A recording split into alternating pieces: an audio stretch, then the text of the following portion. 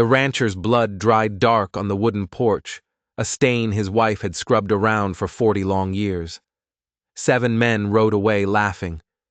They were absolutely certain they had broken the old man, Silas Cartwright. They were certain his resistance was dust. What they didn't know, what they couldn't possibly know, was the woman kneeling by her husband's unconscious body. That woman had once carried a different name. She had once spoken a different tongue. And she had once commanded the absolute respect of warriors who answered to no man. In just 72 hours, those same 7 laughing men would hear a sound rolling across the plains. They would think it was thunder, but it wouldn't be a storm. It would be the sound of 500 horses. And the woman they had dismissed as a weak, old ranch wife, she would be riding at the very front. Some mistakes aren't just mistakes, they're the last one you ever get to make. Silas Cartwright had poured his entire life into this land. He'd built the ranch with his own 2 hands, out in a stretch of territory so empty the nearest settlement was a hard 2-day ride.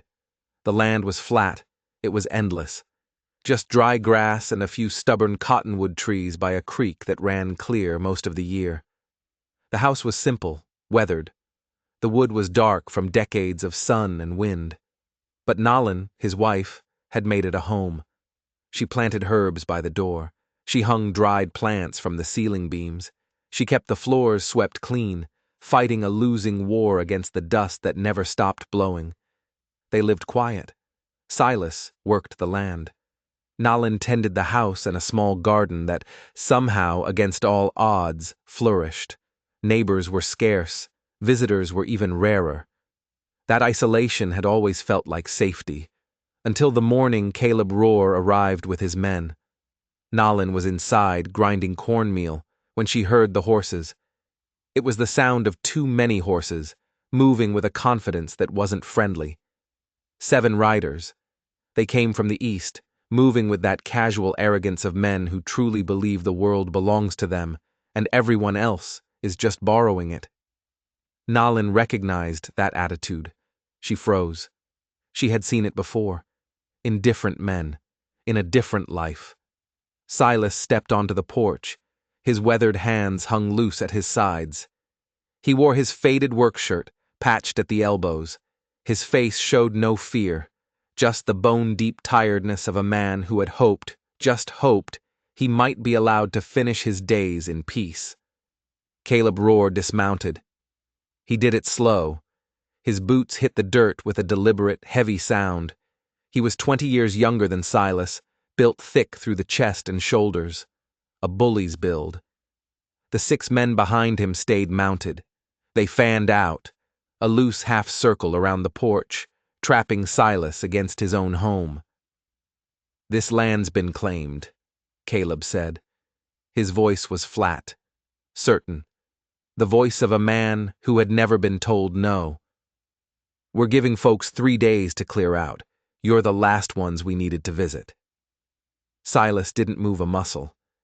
"I've been working this land for near 30 years, built everything you see here, with my own hands." "That's unfortunate timing on your part," Caleb said.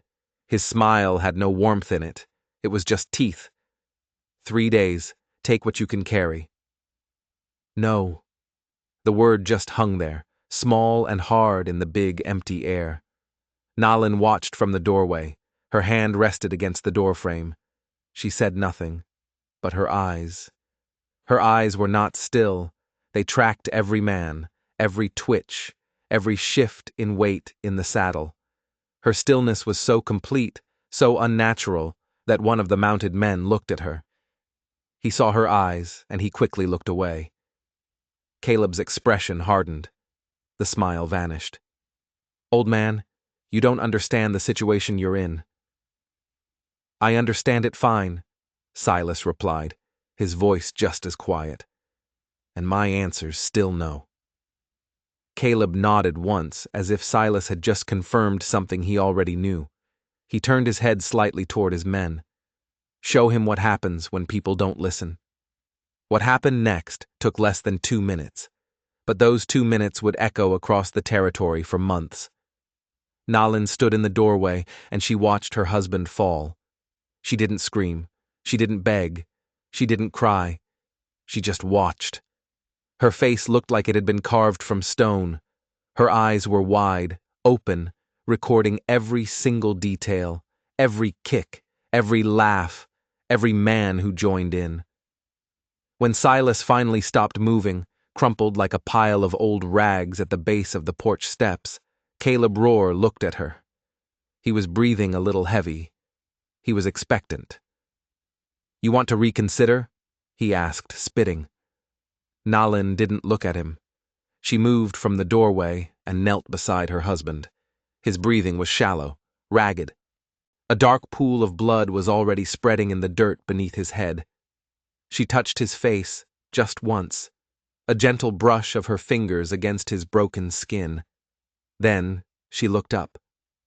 She looked right at Caleb Rohr, and the look in her eyes, the pure, cold, bottomless nothing in her eyes. It made Caleb take a step back without meaning to. She still said nothing, not one word. The men got nervous. They shuffled.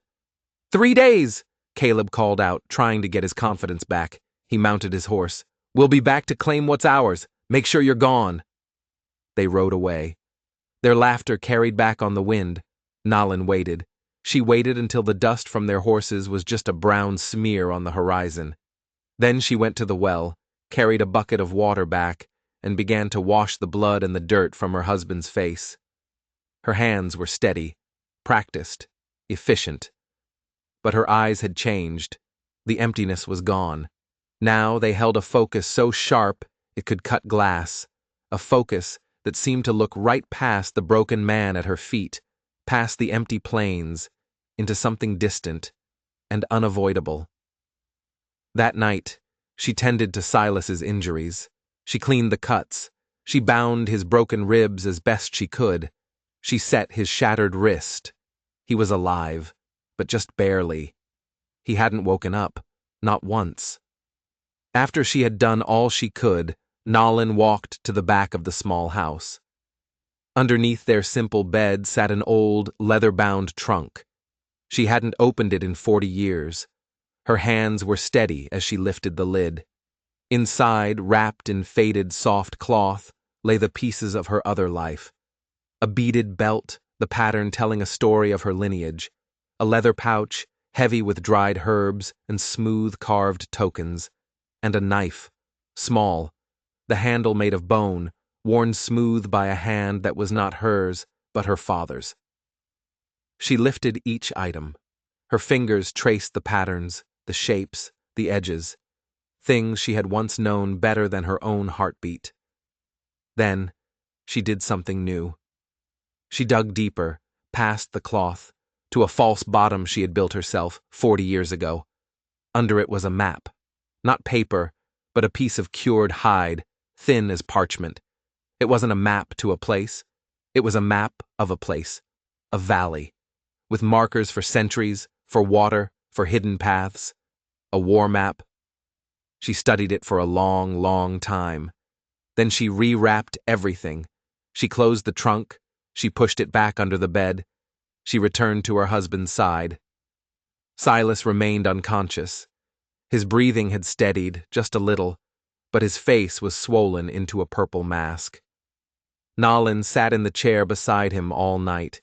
She didn't sleep. She stared into the darkness beyond the window, and she made calculations. Calculations only she could understand. When the first gray light of dawn broke the horizon, Nalin rose. She prepared a simple breakfast of oatmeal. She knew Silas wouldn't wake to eat it. She left it on the table anyway. She filled a canteen. She took a small bundle of supplies, dried meat, a handful of cornmeal. She walked to where they kept their 2 horses. She chose the gray mare, the one with the strongest legs and the calmest mind, the one built for a long-distance run. As she prepared the animal, saddling it with practiced speed, she spoke to it. She spoke softly, in words that were not English. The horse's ears flicked back. It listened. It understood. Nalin mounted the horse. She did it smoothly, without the stiffness of an old woman. And for just a moment, sitting in that saddle, everything about her changed. The careful, stooped posture of a ranch wife fell away. It was replaced by something else, something older, straighter, more certain. She turned the horse north. She rode toward a territory marked on no settler's map. She rode toward the land that belonged to people who remembered her first name. The gray mare moved like a shadow, and Nalin never once looked back. She rode for 2 full days. The land shifted from dry, flat grassland to broken rock formations and dry canyons. She stopped only when the horse needed it. Quick drinks from thin streams, short rests in the sliver of shade from a rock spire. The sun was a merciless, white-hot eye. Dust coated her skin. It filled her clothes.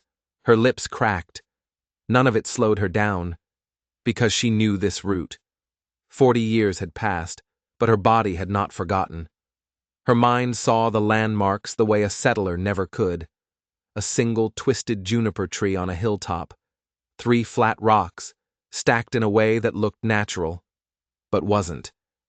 A narrow cut in the earth where water had carved patterns into the stone. These were the markers, the invisible signposts of her people. She wasn't just traveling, she was navigating. On the second day, she sensed something. The hair on the back of her neck stood up. She slowed the mare. She listened. Not with her ears, but with the land. The mare's ears twitched. A faint sound. A single horse, moving too fast, trying to be quiet but failing. Someone was following her. Nalin's face hardened. She'd been careful. She'd thought Caleb's men were just bullies, not trackers. She turned the mare into a narrow, rocky wash, a scar in the earth. She urged her forward, deeper into the maze of stone. The rider behind her was clumsy. He was coming faster now, thinking he had her trapped. Nalin rounded a sharp bend, dismounted in one fluid motion, and slapped the mare on the rump. "Go," she whispered in her own language. The mare trotted onward, her hoof falls echoing in the tight canyon. Nalin pressed herself into a crack in the rock wall, pulling her knife from her belt. She slowed her breathing. She waited.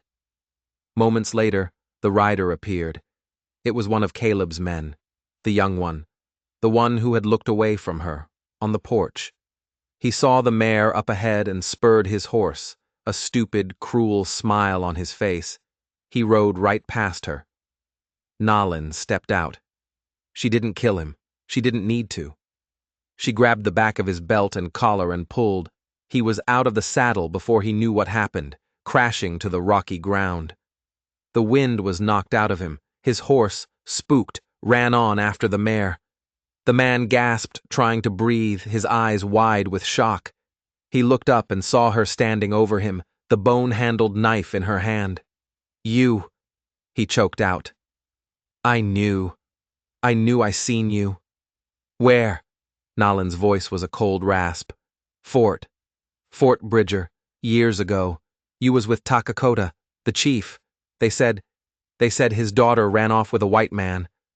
Nalin's face was unreadable. "You tell Caleb this?"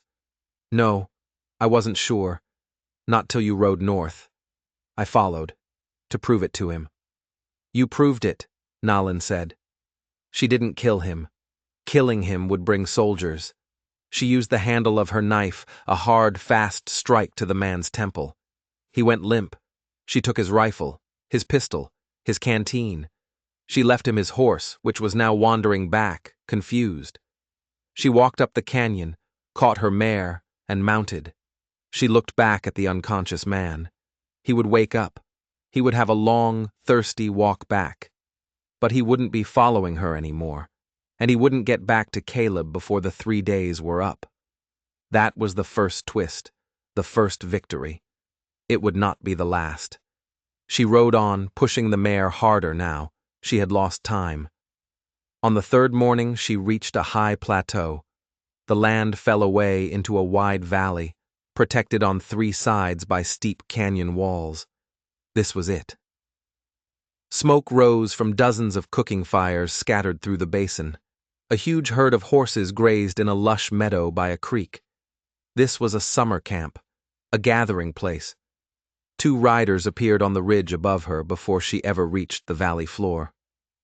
They were sentries. They carried rifles across their saddles, and they watched her approach with the lethal stillness of men protecting their homes. Nalin stopped her horse. She waited. She made no sudden moves. She raised her right hand, palm forward, and she spoke. She spoke the words she hadn't used in 4 decades.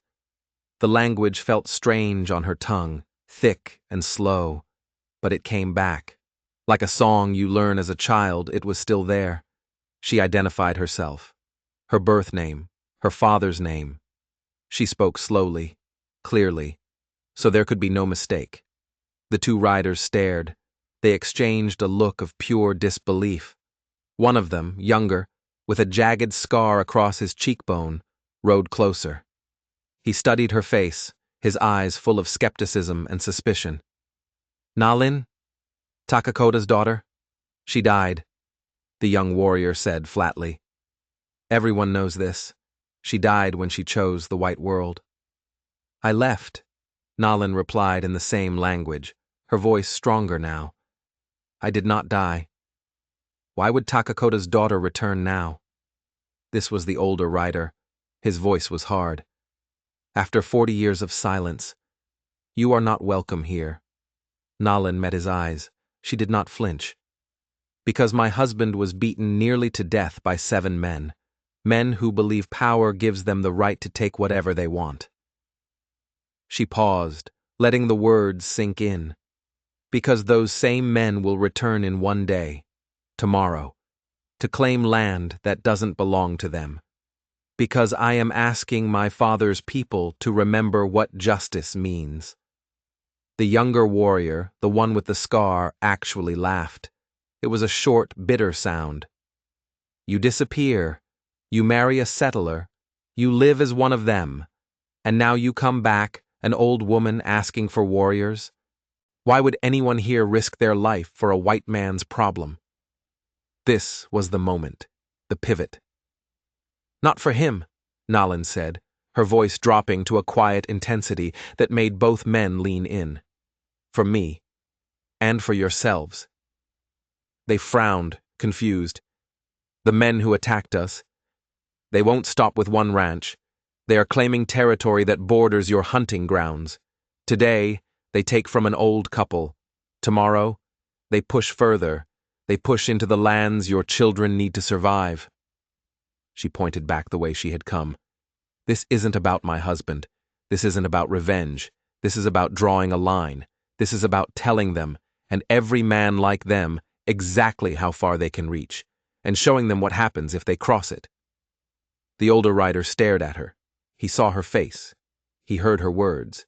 But he was clearly seeing her father. Finally, he turned his horse. "Come. The council will decide if your words have value, or if you are just a ghost." Nalin followed them down into the valley. People stopped their work to watch her pass. Tanning hides, mending tools, training horses. Everything stopped. Some of the older faces. She saw flickers of recognition. Shock, disbelief. One old woman dropped a basket, her hand flying to her mouth. "Naniko?"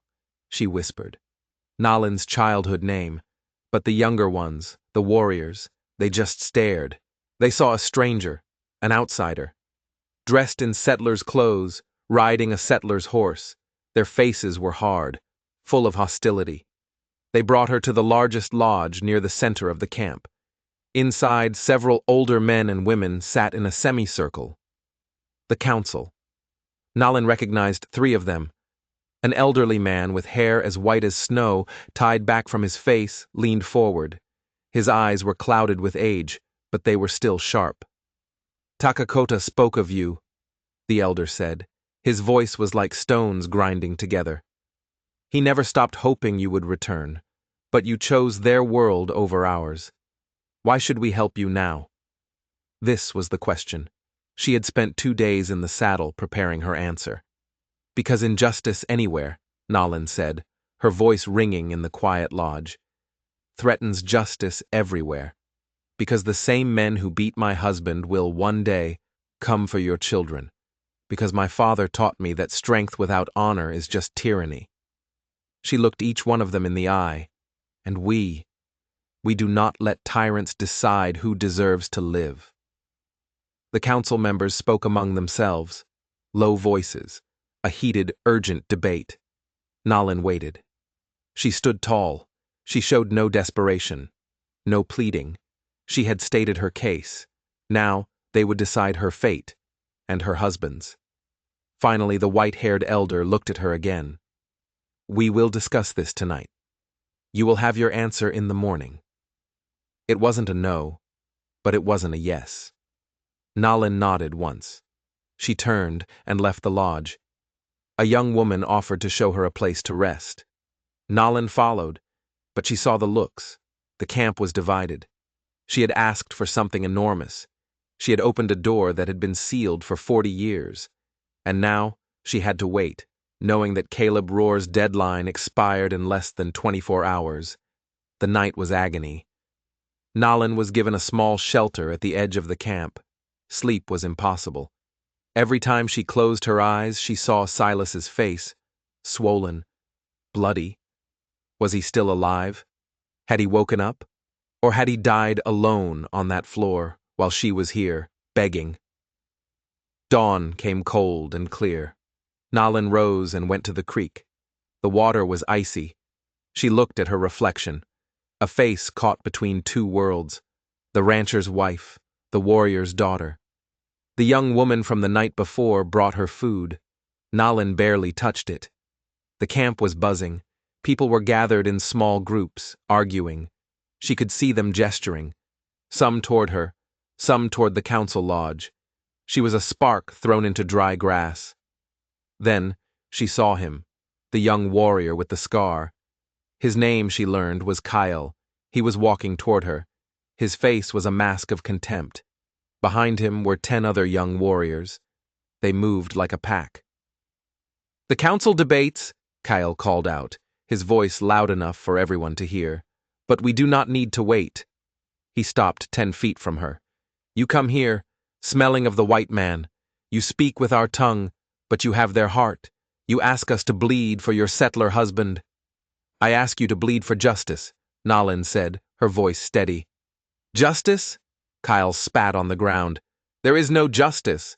There is only us, and them, and you. You are them. I am Nalin, daughter of Takakota." "Takakota is dead," Kyle roared, "and his memory is shamed by what you became. You want our help? Prove you are still one of us." This was it. The challenge. "How?" Nalin asked. Kyle smiled. "You were a great rider," they said. "The best. Better than any man." He pointed to a wild-looking black stallion, tied to a post. It was rearing, fighting the rope. "Ride him," Kyle said. "Ride Black Wind. No one has. You ride him, and maybe you are not a white woman after all. You fall, and you leave, and you never come back." The entire camp was watching now. This was more than a challenge. It was a trial. The white-haired elder emerged from the council lodge. He looked angry. "Kyle, this is not our way." "It is my way, old man." Kyle shot back. "We need to know what she is." Nalin looked at the horse. It was pure muscle and rage. It was a death trap. She looked at Kyle, at the hostile faces of his followers. She looked at the elder, who looked worried, and she walked toward the stallion. "Nani ko, no," the old woman who had recognized her whispered. "That horse has crippled 2 men." Nalin didn't stop. She reached the stallion. It screamed, its eyes rolling, and struck out with its front hooves. Nalin didn't flinch. She stood right in front of it, and she began to speak. Softly, in the old tongue. She didn't talk to it. She talked with it. She told it of the wind, of the plains, of her own fear. The horse stopped rearing. It stood, trembling, its ears pricked forward. It snorted. Nalin reached out a hand, slowly. She didn't touch its nose. She touched its neck, and she kept talking. Kyle was frowning. This wasn't supposed to happen. After a long minute, Nalin unhooked the rope from the post. She swung herself onto the horse's bare back. The stallion tensed. It gathered itself for a violent explosion. Nalin leaned forward, grabbing its mane, her voice in its ear. The horse shuddered. It took one step, then another. Nalin rode it, bareback, in a slow circle in front of the silent crowd. Then she looked at Kale, and she kicked. The stallion exploded. It wasn't a buck. It was a launch. It tore through the camp like a black arrow, a streak of pure, untamed power. Nalin was not just riding it. She was part of it. She moved with it, a perfect union of human and animal that no one there had ever seen. She rode it to the edge of the valley and back, at a full, terrifying gallop. She pulled it to a sliding stop right in front of Kale, sending up a spray of dirt. The horse was breathing hard, lathered in sweat, but it was calm. Its fight was gone. Nalin slid off its back. Her legs were shaking, but she stood tall. She looked at Kale. The camp was absolutely silent. Kale's face was a mixture of fury and respect. The white-haired elder walked into the center of the circle. He looked at Nalin. He looked at Kale. He looked at the tamed stallion. "The council is divided," the elder began. Nalin's heart sank. "But I am not," he continued, his voice rising. "You are Takakota's daughter. Your father was a man of honor. His entire life, he served this community." He took a step toward Nalin. "Before he died, he made me swear an oath. He said, if my daughter ever returns, if she ever comes home, you will treat her as one of our own. You will honor her." The elder's voice broke just for a second. "I will honor that request." He turned to the crowd. "I will ride with you, Nalin, and I will ask for volunteers to join us." He held up one hand. "But I will not command anyone. This is a choice. Each man, each woman, must choose for themselves." Nalin felt a wave of relief so strong, her knees almost buckled. It wasn't an army, but it was a start. "Thank you," she whispered. The elder walked to the entrance of the main lodge and called out. His voice still had the power of a chief. "Nalin, daughter of Takakota, has asked for our help. Men came to her home and beat her husband to the edge of death. They gave her 3 days to abandon her land." People gathered, the whole camp. "These men believe power is the only right. They believe we are too far away to matter. They believe no one will challenge them." He let the silence hang. "I intend to prove them wrong. I will ride south, to stand with Nalin. Any who choose to join me, do so of your own will. We leave in 1 hour." The crowd stirred. Men looked at each other. Kyle stood, frozen, his face conflicted. Then one man stepped forward. Then 2, 10, 20. A young warrior Nalin didn't know approached the elder. "My father rode with Takakota. I will ride with his daughter." More came, 50, 70. The old woman who had recognized Nalin, her name was Taza. She spoke to a group of younger women. They nodded. They ran for their horses. "Women can ride," Taza called out. "And we know how to fight when our homes are threatened." More came, 100.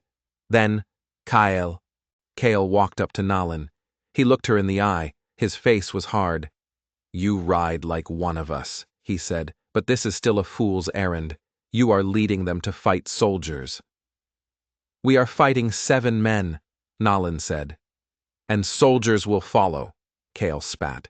He looked at the gathering crowd. He was disgusted. He turned and stalked away. A few of his followers went with him, but most did not. By the time the sun was high, nearly 200 riders had gathered. Not the 500 she had dreamed of, but it was a force. They were armed. Rifles, bows, knives. The elder approached her one last time. "We ride for justice, Nalin, not for slaughter. We will give them the same choice they gave you, leave, or face the consequences." "They won't leave," Nalin said. "Then they will face what comes," the elder said. "Mount up." Nalin climbed onto her gray mare. Around her, 200 riders did the same. The sound of hooves filled the valley. They rode out of the canyon, a long column of determined warriors.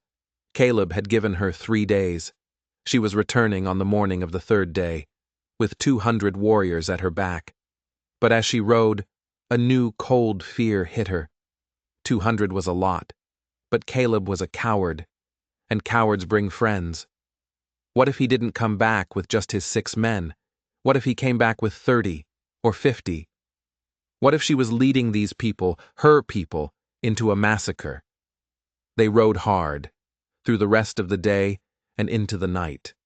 They stopped only for a few hours of rest, letting the horses graze and drink before riding on.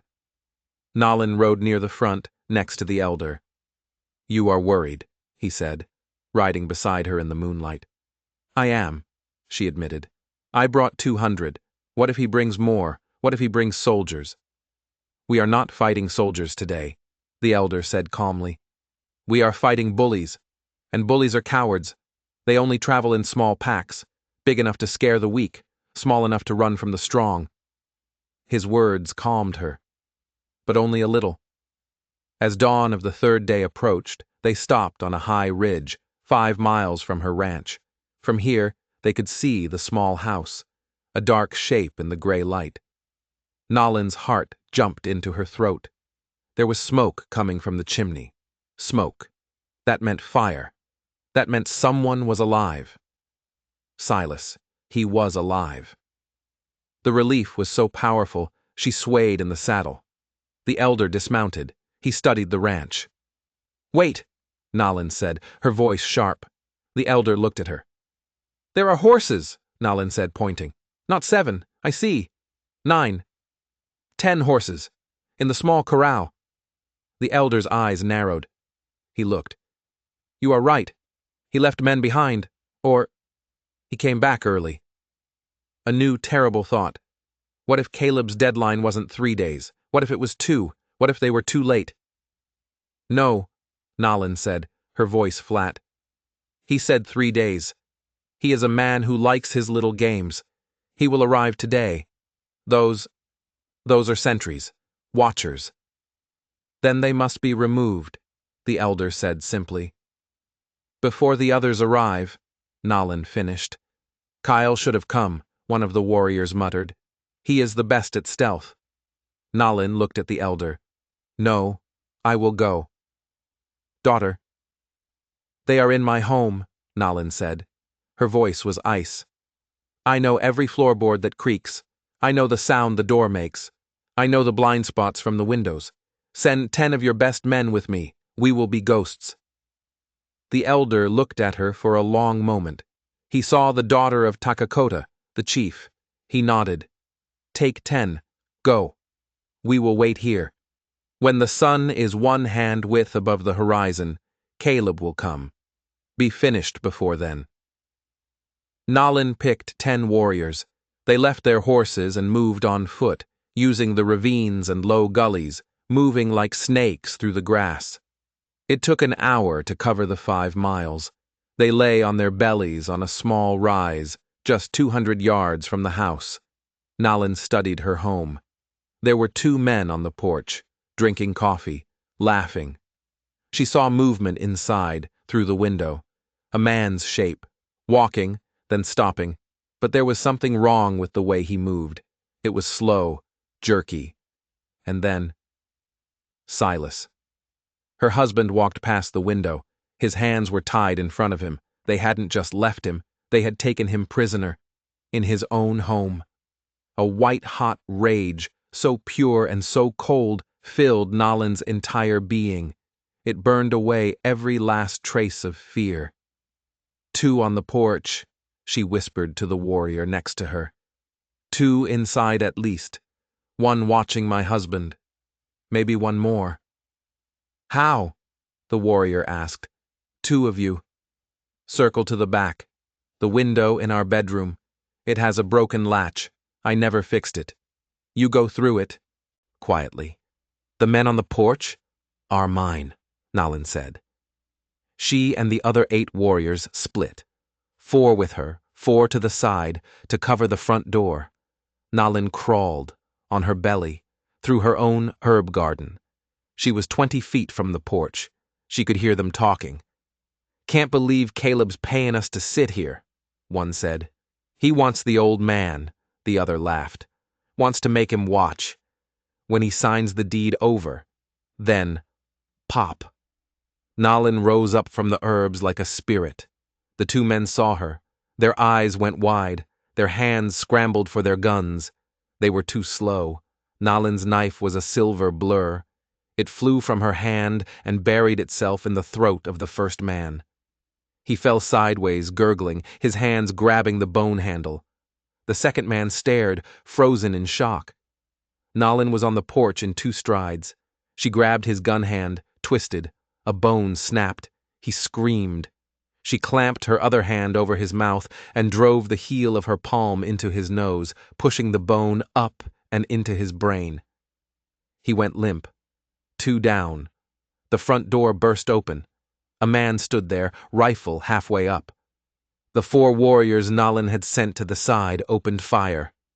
2 arrows and a bullet hit him in the chest. He fell backward. Nalin grabbed the dead man's pistol from the porch. She heard a crash from the back of the house. Her 2 warriors were in. She ran inside. Her home was destroyed. Furniture overturned. Her pots smashed. She saw Silas in the main room. He was on the floor, tied. A 4th man stood over him, holding a pistol to his head.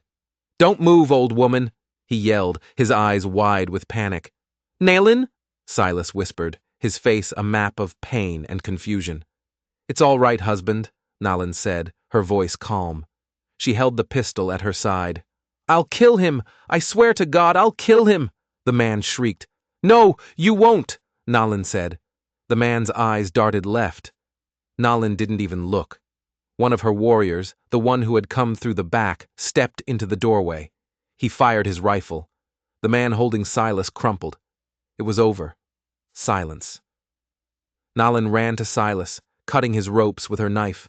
Her warriors fanned out, checking the barn, the shed. "Clear!" one called. Silas grabbed her arms. He was shaking. "Nalin? What? Who?" "My family," Nalin said, helping him up. "The one I was born into." She got him to a chair. His face was worse than when she'd left. They had been beating him. "Nalin, your eyes," he whispered. "Get him water," Nalin commanded one of her men. She went to the porch. She dragged the 2 bodies into the dirt. She looked at the ridge. It was still empty. She looked at the sun. It was just touching the horizon. "They're coming," she said. "Nalin," one of her warriors said, his voice urgent. He pointed south, a cloud of dust, but it wasn't 7 riders. It was 30, at least. Caleb Rohr hadn't come back with just his men. He'd brought a small army. Nalin's heart froze. The elder was wrong. She had 200 men on the ridge. Caleb had 30 down here. But they were trapped. If they revealed themselves, it would be a battle. A slaughter. One of her warriors raised his rifle. "We can take them." "No," Nalin said. "You fire, and you start a war. A real war. Soldiers will be here in a week." "So what do we do?" Nalin looked at the dust cloud. It was getting closer. She looked at her small house, at the 4 dead men in the dirt. She had just murdered 4 of his gang. This had gone wrong, terribly wrong. "Get him out of here," Nalin said, pointing to Silas. "Take him to the creek. Hide him, now." "What about you?" I will meet them," Nalin said. "They will kill you," the warrior said. Not if they don't know who I am." "They saw you, the man on the porch."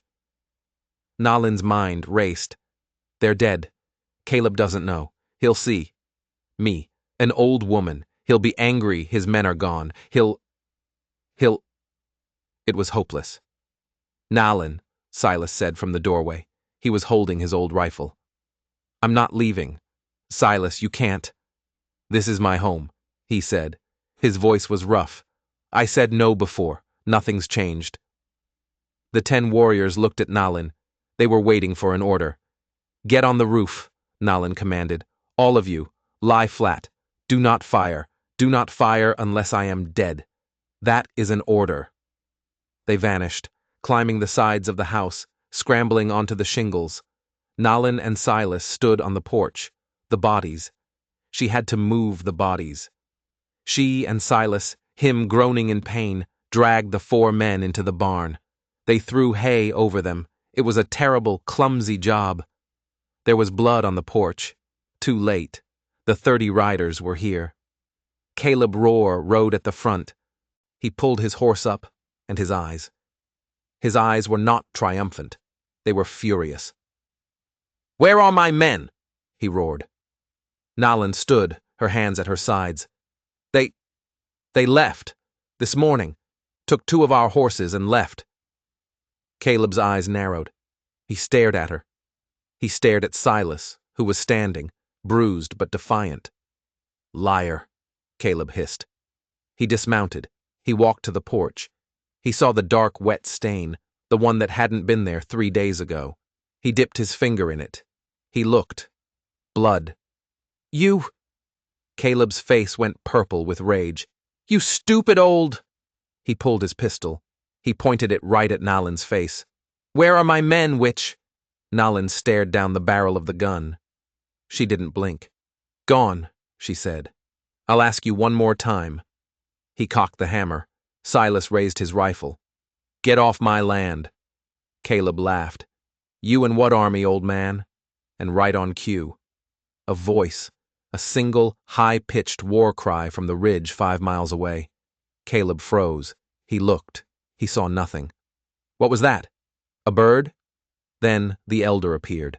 1 man, on a horse, on the ridge. Caleb laughed. What's that? Your grandson? Then 10 riders appeared on the elder's left, and 10 on his right. Caleb's smile faltered. So you brought friends, he sneered. I brought more. He gestured to his 30 men. Look again, Nalin whispered. On the ridge, behind the elder, more riders appeared. 50, then 100, then the full 200. They crested the hill, not in a column but in a long, silent line, a wave of warriors silhouetted against the rising sun. Caleb's face went white. His 30 men, who had been laughing, were suddenly very, very quiet. That's... Caleb couldn't speak. My family, Nalin said. The 200 riders began to move, not fast, a slow, steady walk, down the ridge, the sound of their horses. It was a low, growing rumble. Caleb's men started backing their horses up. Hold the line, Caleb screamed at them.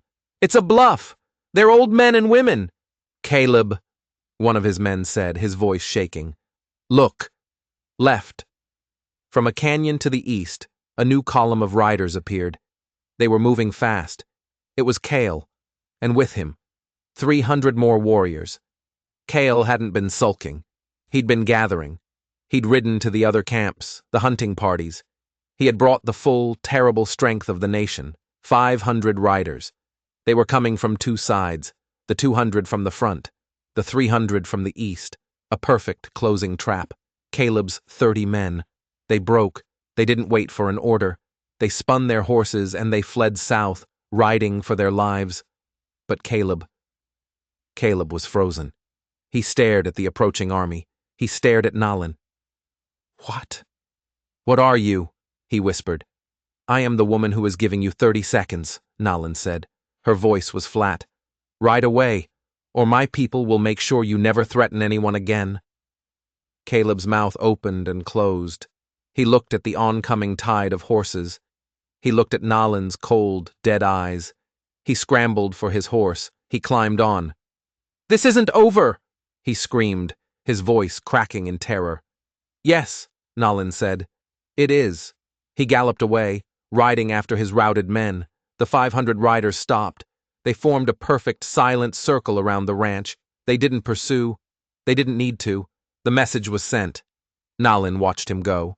Then she turned. Kyle rode up. He stopped in front of her. He looked at the roof of the house.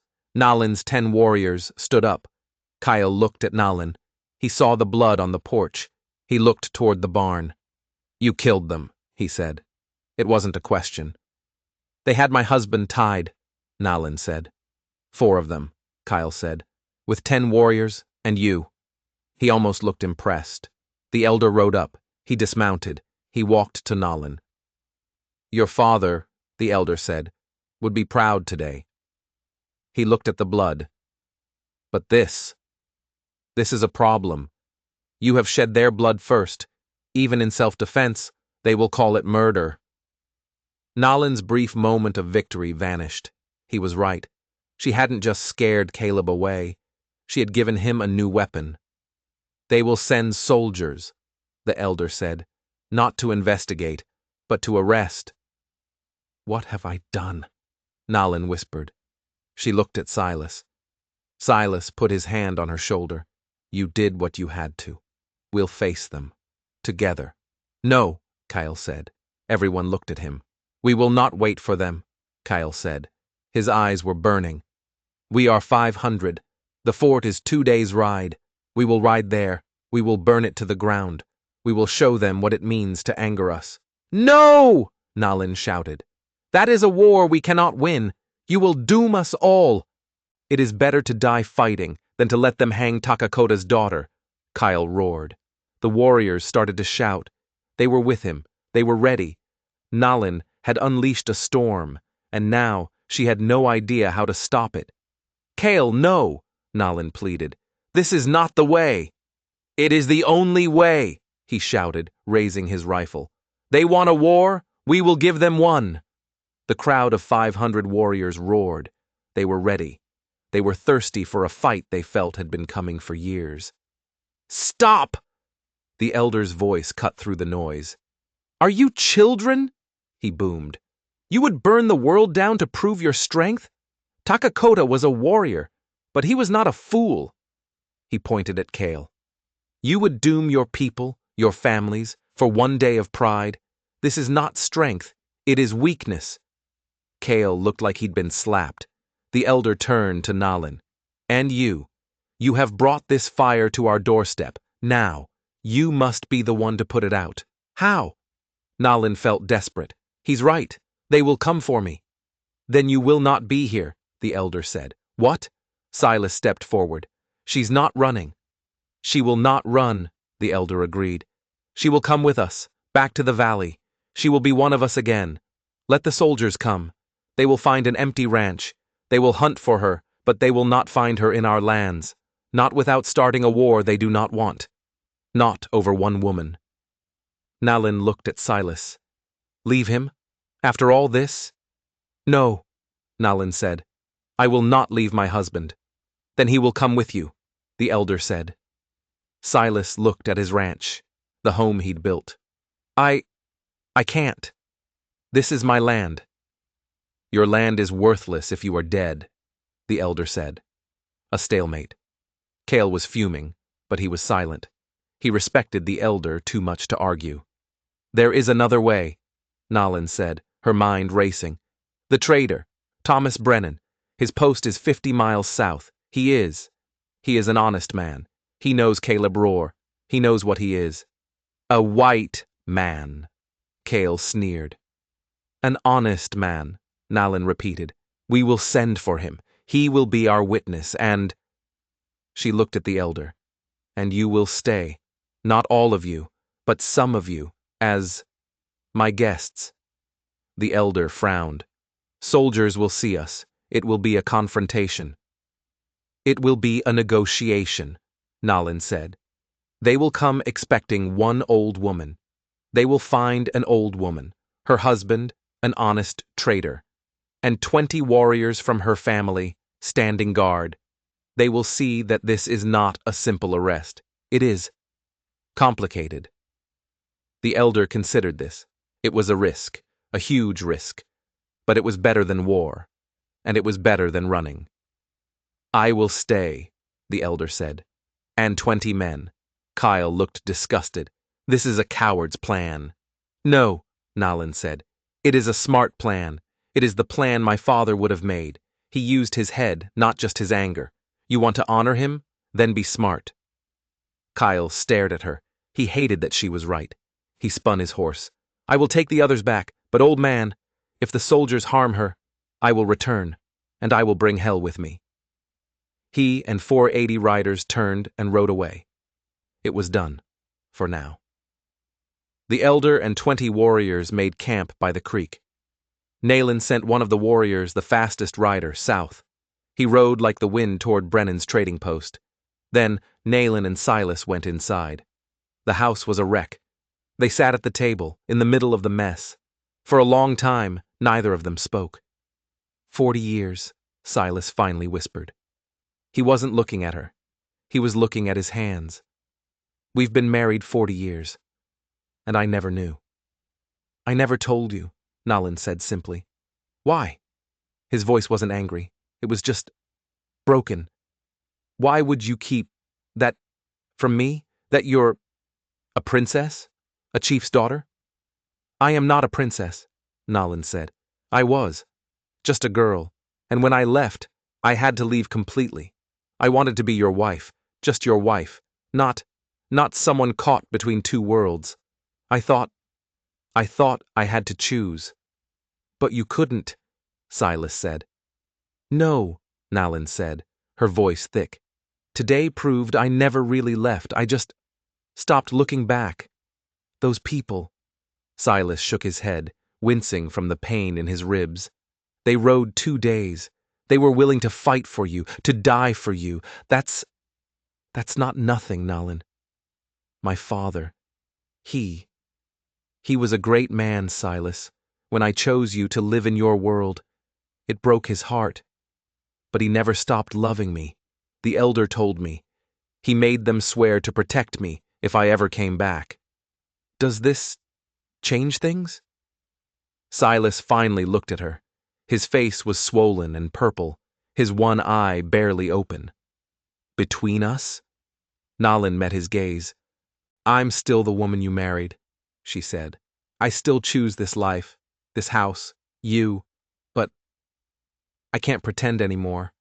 I can't pretend that other part of me doesn't exist. Those roots. They saved our lives today. They saved our home.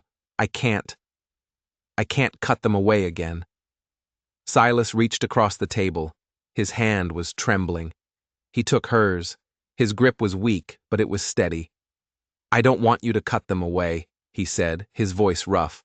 I wish I'd known, all these years. You carried all that. Alone. I thought I had to, Nalin whispered. No, Silas said. You never did.